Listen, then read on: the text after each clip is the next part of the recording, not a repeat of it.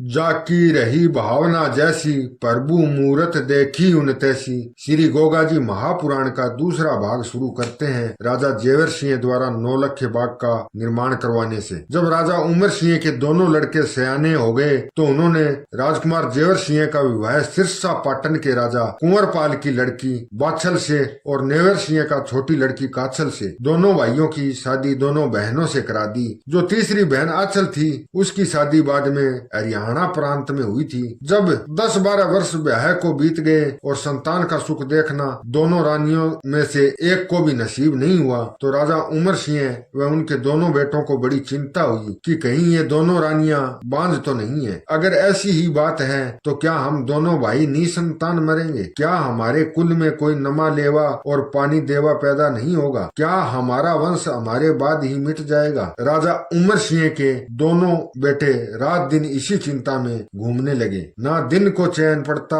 और न ही रात को नींद आती। अपने पतियों को चिंता में डूबा देख रानी बाछल व रानी काछल का भी बहुत बुरा हाल था। दोनों बहनें दासियों से छिप छिप कर आंसू डलका डलका कर अपने नैना दुखाया करती थी। इन दोनों की ऐसी गमगीन दशा देखकर उनकी ननंद छबील दे भी अपनी दोनों भाभियों को बोल कुबोल बोला करती। कभी मनहूस शकल वाली कहती, कभी कलमुही, कभी ओछे कुल की, कभी कुलक्षणी बांझ। ये रानियां नंद छबीलदे के तानों से भी बहुत दुखी हो गई थी। वह भगवान से रात दिन यही दुआ करती थी कि हे भगवान, इस निसंतान जीवन से तो मौत ही भली। दोनों राजकुमारों को राज्य भार सौंपकर राजा उमर सिंह राम नाम तो जरूर जपते थे, मगर अपने चर को बिना बालक के सूना देखकर और अपनी दोनों बहुओं की सूनी गोद देखकर भगवान से प्रार्थना करते कि हे प्रभु, क्या मैं बिना पोतो पोती के ही मुंह देखे ही काल के कराल गाल में चला जाऊंगा? क्या मेरे दोनों राजकुमार जेवर नेवर के भाग्य में अपनी संतान का सुख नहीं लिखा है? प्रभु, तेरी माया अपरंपार है। मुझे एक पोता न दे तो एक पोती ही देकर अपनी दयालुता दिखा दे। जिस प्रकार राजा उमर सिंह दुखी थे उसी प्रकार रानी बाछल व रानी काछल का भी जीना आराम था। वह भी महादुखी थी और रात दिन रोने व ईश्वर से प्रार्थना करने के अलावा दूसरा कोई चारा नहीं था। यही राजा जेवर सिंह व नेवर सिंह का भी हाल था। एक दिन सुबह के समय ब्रह्म मुहूर्त में जब राजा जेवर सिंह हवा खाने के लिए अपने महल से निकले, सामने ही महत रानी झाड़ू से सड़क साफ कर रही थी। उसकी नजर राजा जेवर सिंह पर पड़ी। राजा को देखते ही महत रानी नाक सिकोड़कर मुंह फेर कर कहने लगी, भगवान दया करना, आज सुबह सुबह निर्वंशी का मुंह देखा है, दिन भर रोटी मिलेगी या नहीं? राजा जेवर सिंह ने भी महत रानी की आधी पर्दी बात सुनी, परंतु समझ सब गए कि ये नीच जाति की औरत क्या कुछ कह रही है। राजा जेवर सिंह बड़े समझदार और दयालु प्रवृत्ति के थे। उन्होंने महत रानी की बात सुनकर अपने पूर्व जन्म के कर्मों तथा अपनी भाग्यहीनता को दोषी ठहराया। महत रानी को कुछ न कहा। अगर कोई दूसरा राजा होता तो महत रानी को जिंदा ही जमीन में गड़वा देता या कोड़ों से पिटवाई करवाता, जिससे सारे नगर में तहलका मच जाता और किसी की भी इस प्रकार की शरारत भरी बात कहने की हिम्मत न पड़ती। परंतु महत रानी से कुछ न कहकर राजा जेवर सिंह अपने महल में आ गए। बहुत दुखी हो कहने लगे, हे प्रभु, अब और नहीं सहा जाता। भगवान, मेरे पापों को क्षमा करो। मुझे एक बेटा या बेटी देकर मुझ कर्महीन के कलेश काटो। तुम्हारे दरबार में क्या कमी है? जिसका सारा परिवार दुखी हो उसके जीवन को लाख बार धिक्कार है। जेवर सिंह को दुखी देखकर राजा उमर सिंह ने राजा जेवर सिंह का राज तिलक करके शीश मेढ़ी ददरेवा का राजा बना दिया और अपने छोटे बेटे नेवर सिंह को सांबर का इलाका देकर राज का बंटवारा कर दिया। दोनों को राज का भार सौंप समय प्रभु भजन करने में मन लगाने लगे। दोनों भाइयों में से किसी ने भी अपने पूज्य पिताजी की आज्ञा का उल्लंघन नहीं किया। उन दोनों को भी राजकाज से मोह ममता नहीं रही थी। जब उनके भोगने वाला राजकुमार ही नहीं जन्मा था तब राजकाज का मोह किस लिए होता? जब सारा ही राजभवन जिंदगी से उगता गया तो राजा जेवर सिंह ने अपने राज पुरोहित को महल में बुलवाकर उनसे सलाह की, राज पुरोहित जी, हम बिना संतान के बहुत दुखी हैं। हमारी जीने की इच्छा नहीं करती। आप कोई उपाय बताएं जिससे जीवन सुखमय हो, जिंदगी भारी न मालूम पड़े और हमारे महलों में एक कुंवर पैदा हो जाए। इतना कहकर राजा जेवर सिंह ने पुरोहित जी के पैर पकड़ लिए। कुल पुरोहित ने राजा जेवर सिंह को उठाकर गले लगाया और आशीर्वाद देकर कहने लगे, राजन, चिंता छोड़ दो, दुखी होने की कोई जरूरत नहीं। दुनिया में कोई भी दुख ऐसा नहीं जिसका उपाय न हो। अपने पापों का प्रायश्चित रक्षित करने के लिए ही धर्म कर्म ईश्वर ने बनाए हैं। दान पुण्य करने से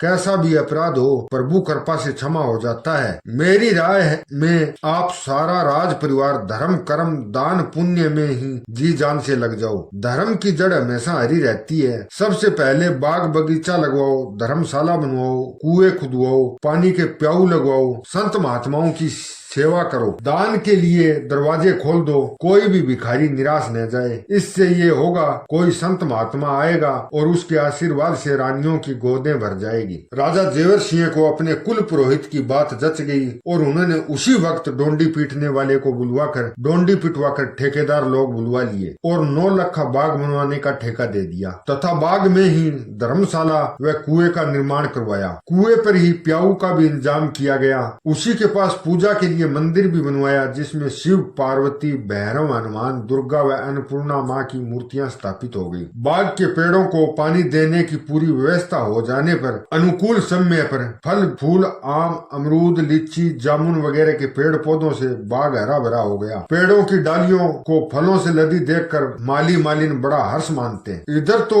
ये हर्ष मानते थे और उधर राजा जेवर सिंह राज्य के बड़े बड़े विद्वानों को बुलाकर हवन कुंड बनवाकर महायज्ञ करवाने लगे। जब यज्ञ कराते, दान पुण्य करते, भंडारे करवाते और साधु संतों की सेवा करते, काफी समय व्यतीत हो गया तो स्वर्ग लोक में बड़ी खलबली मच गई। राजा इंद्र ने एक दिन नारद मुनि व शनि देव को बुलाकर विनती की, मृत्यु लोक में जो राजस्थान प्रांत में बागड़ शहर के ददरेवा नगर शीश मेड़ी का राजा जेवर सिंह बड़े बड़े यज्ञ कर रहा है, उसे किसी भी उपाय से रोकना होगा। अगर वह इसी तरह यज्ञ हवन करता रहा और उसके 100 यज्ञ पूरे हो गए तो वह इंद्रासन को छीनकर इंद्रलोक पर कब्जा कर लेगा और इंद्रासन पर अपना अधिकार जमा लेगा। इंद्र देव की प्रार्थना सुनकर नारद मुनि और शनि देव दोनों परेशान हो गए। वे अपना असली रूप छिपाकर ब्राह्मण का वेश धारण करके दिन रात चलते रहे। दोनों ने विद्वान पंडितों का वेश धारण कर लिया, अपने साथ पोथी पत्थर दबाए और अपने गंतव्य की ओर बढ़ चले। वे ददरेवा नगरी पहुँचे जहाँ राजा जेवर सिंह का शासन था। वहाँ महल में जय जयकार हो रही थी और यज्ञ की धूम मची हुई थी। दोनों देवता नारद मुनि और शनि देव हैरान थे और कुछ बोल नहीं पा रहे थे, लेकिन शनि देव ने हिम्मत बांधी और आगे बढ़ गए। समय का मौका देखकर वे राजा की पगड़ी में तपस्वी के रूप में प्रवेश कर गए। तब नारद मुनि ने कहा, राजा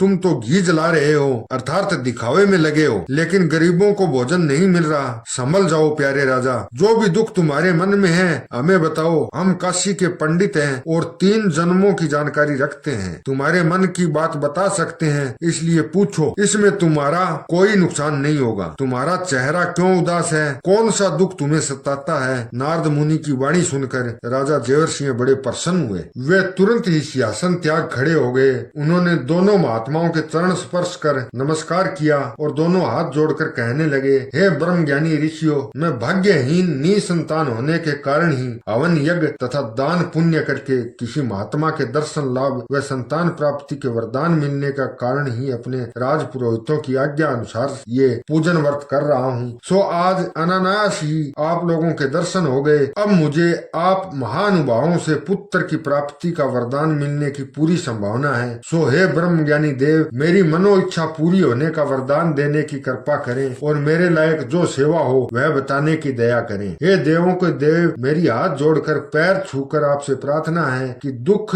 को अति शीघ्र हरो। इस प्रकार राजा जेवर सिंह को अधीर देख देव ऋषि नारद बोले, हे राजन, अधीर मत हो, धीरज धरो। तुम अगर मेरे बताए मार्ग पर चलोगे तो मेरा आशीर्वाद जरूर फलीभूत होगा। पुत्र प्राप्ति की तुम्हारी मनोकामना अवश्य पूरी होगी। हवन यज्ञ में तो घी सामग्री फूंकना मेरी समझ से व्यर्थ है। ये भांति भांति के पकवान सामग्री बनवाकर इसे गरीब दुखी लोगों को खिलवाओ, साधु संतों को जिमाओ। इसके अलावा बात ये है कि सूर्य पुत्र गोरखनाथ ने इस पृथ्वी पर अवतार लिया है, जो भक्तों को उद्धार करने की खातिर अपने 1400 चेलों की जमात के साथ नगर नगर का भ्रमण करते हैं और अपने भक्तों का कष्ट हरते हैं तथा उनकी मनोकामना पूरी करते हैं। उनके अति शीघ्र दर्शनों का सबसे सरल उपाय एक ही है कि गोरखनाथ गुरु के नाम की जोत तुम या तुम्हारी रानी नित्य नियम से सुबह शाम दोनों वक्त जलाए। गोरखनाथ गुरु के नाम की जोत जलाने से वह तुम्हारे यहाँ पधार कर शीघ्र दर्शन देंगे और तुम्हें वरदान देकर तुम्हारी मनोकामना पूरी कर देंगे। उनके लिए अनहोनी को होनी में बदल देना कोई मुश्किल काम नहीं है। बड़े बड़े राजा महाराजा गोपी चंद हेलापट्टनम पवन और राजा उज्जैन का राजा भर्तृ,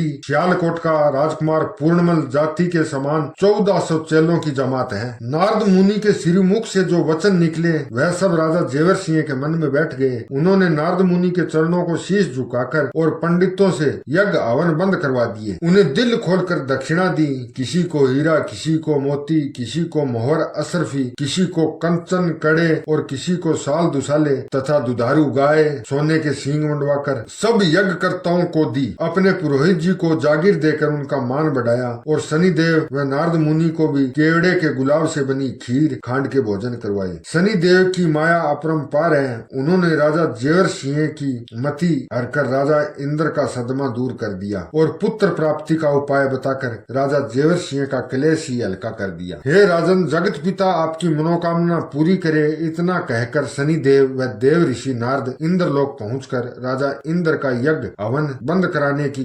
खुशखबरी सुनाई। इस कहानी के आगे का भाग गोगा जी महापुराण के तीसरे एपिसोड में बताया जाएगा।